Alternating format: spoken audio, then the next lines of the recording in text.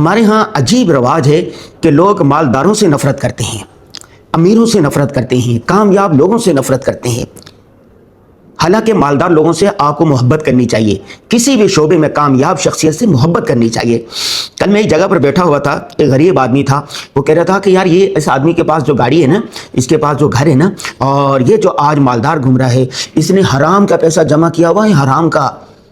اور ان لوگوں کو پتہ ہے آپ کو نیند نہیں آتی ہے، یہ نیند کی گولیاں کھاتے ہیں، ان کو فلاں بیماریاں ہیں اور یہ کھانا بھی نہیں کھا سکتے ہیں۔ اس کی خود کی حالت یہ تھی کہ 2 وقت کا اس کے پاس پیٹ بھر کر کھانے کے لیے پیسے نہیں ہیں، بچوں کی تعلیم کے لیے پیسے نہیں ہیں، اور بوڑھی ماں کے علاج کے لیے اس کے پاس پیسے نہیں ہیں۔ تو میں نے اس کو کہا کہ آپ کو کیسے پتا ہے کہ یہ حرام اس کی کمائی ہوئی ہے، یہ حرام کماتا ہے، حرام کھاتا ہے، آپ کو کیسے پتا چلا؟ کہنے کہ نہیں، جتنے مالدار لوگ ہوتے ہیں نا، یہ سب حرام خور ہوتے ہیں۔ جو آدمی محنت کرتا ہے اللہ تعالیٰ اس کو نوازتے ہیں۔ جو آدمی محنت کرے گا، جد و جہد کرے گا، اللہ اس کو اس کا پھل ضرور دے گا۔ جو مالداری ہے، اہل ثروت ہونا ہے، یہ دین کے کئی کاموں میں معاون بنتی ہے۔ آپ دیکھ لیں خیر القرون میں حضرت عبدالرحمن بن عوف کتنے بڑے مالدار آدمی تھے، حضرت عثمان غنی رضی اللہ تعالیٰ عنہ کتنے بڑے مالدار تھے۔ ان کا مال دین کے اشاعت کے لیے خرچ ہوا۔ مسلمانوں کے پاس میٹھے پانی کا کنواں نہیں تھا، یہودی کا تھا، وہ تنگ کرتا تھا، حضرت عثمان رضی اللہ تعالیٰ نے خرید کر وقف کر دیا۔ حضرت عبدالرحمن بن عوف کی اتنی بڑی تجارت تھی، ساری کے ساری دین کے کاموں کے لیے خرچ ہوتی تھی۔ بہت سارے غریب لوگ ہیں جو اپنے ماں باپ کا علاج نہیں پا سکتے، تو ان کا علاج معالجہ کہاں سے ہوتا ہے؟ ہسپتالوں میں۔ اور مالدار لوگوں نے ہسپتالوں کو پیسے دیے ہوتے ہیں کہ اگر کسی کے پاس پیسے نہ ہو تو وہ اپنا علاج مفت کروا سکتے ہیں۔ مدارس کی جتنی بلڈنگیں نظر آ رہی ہے، یہ غریبوں نے بنائی، یہ مالداروں نے بنائی ہیں۔ پاکستان کے اندر یہ جو عیدی سینٹر تھا، عیدی کا اتنا سارا نیٹ ورک تھا، اس کو چلانے والے کون؟ مالدار لوگ۔ تمام بڑے بڑے فلاحی ادارے چلانے والے کون؟ مالدار لوگ۔ یہ کڈنی کا جو سب سے بڑا ہسپتال ہے، ڈاکٹر رضوی نے بنایا ہوا ہے، یہ مفت میں علاج کون کر رہا ہے؟ کون کروا رہا ہے؟ مالدار لوگ۔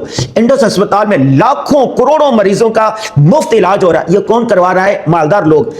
آدھا پاکستان خط غربت سے نیچے زندگی گزار رہا ہے، ان کے جو اتنے سارے مسائل ہیں ان کو کون دے رہا ہے؟ راشن کون دے رہا ہے؟ رمضان میں زکوٰۃ کن کی ہوتی ہے؟ صدقات کا اہتمام کون کرتا ہے؟ مالدار لوگ دیتے ہیں۔ حدیث پاک میں آتا ہے نا، المؤمن القوی خیر من المؤمن الضعیف۔ قوی مسلمان ہر اعتبار سے کمزور سے بہتر ہے۔ مالدار ہونا بھی اس میں وجاہت کے اعتبار سے، مالداری کے اعتبار سے، حسن و جمال کے اعتبار سے، اخلاق کے اعتبار سے، ہر اعتبار سے قوی آدمی اللہ تعالیٰ کو پسند ہے۔ جب آدمی محنت کرتا ہے، کتنے لوگ ہیں، ہزاروں کی تعداد میں لوگ ہیں جنہوں نے انتھک محنت کر کے اپنے آپ کو، اپنے خاندان کو، اپنی فیملی کو، اپنے رشتہ داروں کو غربت کی چکی سے نکال تک خوشحال کیا ہے ان کو۔ میں اپنی مثال دیتا ہوں، ہمارے والد بہت زیادہ غریب ہوتے تھے، تھوڑی سی زمین ہوتی تھی، ہمارے والد نے محنت کی، بڑی تعداد میں زمین خریدی، بھائیوں نے محنت کی، ہم نے محنت کی، تو یہ جو کچھ ہے ہم نے اپنی محنت سے بنایا، ہمارے بھائیوں نے محنت سے بنایا ہے۔ اس کے علاوہ ہماری کتاب کامیابی، ہم نے سینکڑوں کی تعداد میں ایسے لوگوں کی مثالیں دی ہیں جو سیلف میڈ ہیں، جو غربت کی زندگی گزار رہے تھے، انہوں نے محنت کی اور اپنے آپ کو خوشحالی میں بدل دیا۔ رسول اللہ صلی اللہ علیہ وسلم کے پاس ایک آدمی آیا، انہوں نے مصافحہ کیا، اس کے ہاتھ کھود رہے تھے، رسول اللہ صلی اللہ علیہ وسلم نے اس کے ہاتھ کو ایسے بوسہ دیا اور کہا کہ فلاں کیا کرتے؟ انہوں نے کہا یا رسول اللہ، میرے بچے ہیں، گھر والے ہیں، تو میں پہاڑ پر جاتا ہوں، پہاڑ کاٹتا ہوں، پتھر چھوٹے چھوٹے بناتا ہوں، اس کو مدینہ کی مارکیٹ میں لا کے بیچتا ہوں، اپنے بچوں کے لیے رزق حلال کا اہتمام کرتا ہوں۔ آپ صلی اللہ علیہ وسلم نے اس کے ہاتھ کو چوم کر کہا الکاسب حبیب اللہ، محنتی آدمی اللہ کا دوست ہوتا ہے۔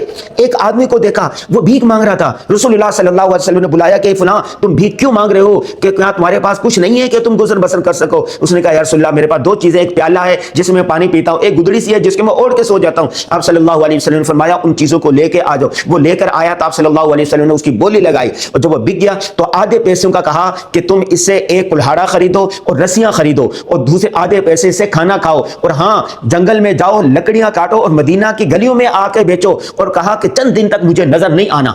وہ آدمی روزانہ جنگل میں جاتا، لکڑیاں کاٹتا، گٹھڑ بناتا، مدینہ کی گلیوں میں آ کے بیچتا۔ چند دنوں کے بعد وہ خوشحال ہو گیا تھا, اس کے پاس پیسے آ گئے تھے. جب خوشحالی آتی ہے نا تو چہرے سے بھی نظر آتی ہے, آدمی خوش ہوتا ہے, ضروریات پوری ہوتی ہیں. تو وہ آیا رسول اللہ صلی اللہ علیہ وسلم کو, انہوں نے کہا یا رسول اللہ میں اتنے میرے پاس آمدن ہو گئی ہے, میں لکڑیاں بیچتا ہوں, کاروبار چمک اٹھا تھا. آپ صلی اللہ علیہ وسلم نے کہا یہ بہتر ہے یا وہ بہتر تھا کہ تم مانگ رہے تھے اور مانگنے کی جو ذلت ہوتی ہے اس کا نقطہ قیامت کے دن تمہارے ماتھے پر آتا, یا یہ خوشحالی والی زندگی بہتر ہے؟ آپ خود سوچیں کتنے لوگ ہیں, کتنے نوجوان ہیں جو نکٹھو ہیں, نکمے ہیں, سست ہیں, کاہل ہیں, کام چور ہیں, ہڈ حرام ہیں, پڑے رہتے ہیں, ماں باپ کو تنگ کرتے ہیں, پورا دن ڈرامے دیکھ رہے ہوتے ہیں, فلمیں دیکھ رہے ہوتے ہیں, ٹک ٹاک دیکھ رہے ہوتے ہیں, کوئی کام نہیں کرتے بلکہ جو کچھ ان کے پاس ہوتا ہے وہ دوسروں کو دیتے, ناجائز کام کرتے ہیں, جرائم کرتے ہیں, اور اپنے آپ پر, اپنے گھر والوں پر, ماں باپ پر, اپنے ادارے پر بوجھ بن کے پڑے رہتے ہیں, اور ان کو دوسروں کی مالداری, دوسروں کی خوشحالی راز نہیں آتی. تو بھائی دوسروں پر تنقید مت کریں, آپ خود محنت کریں, انتھک محنت کریں, اپنے آپ کو غربت سے نکالیں. غریب ہونا کون سی فضیلت کی بات ہے؟ بھیک مانگنا کون سی فضیلت کی بات ہے؟ دوسروں پر تان کرنا کون سی فضیلت کی بات ہے؟ ہر ایک نے اپنی قبر میں جانا ہے. جو مالدار لوگ ہیں جس طرح کما رہے ہیں آپ ان کو چھوڑیں, تجھے پرائی کیا پڑی, اپنی نبیڑ تو اپنے بچوں کے لیے, اپنے گھر والوں کے لیے. آپ جو غربت والی زندگی گزار رہے ہیں اس سے نکلیں. خوشحال آدمی دین کے کئی کام کر سکتا ہے. آج سے آپ نے اپنے آپ کو خوشحال بنانا ہے. دوسروں کو تنقید مت کریں, خود غربت کی چکی سے نکال کر اپنے آپ کو خوشحال کریں, اپنے بچوں کی خوشحالی والی زندگی دیں, اپنا گھر بنائیں, رزق حلال کمائیں, اور اپنے خاندان کو غربت کی چکی سے نکالیں.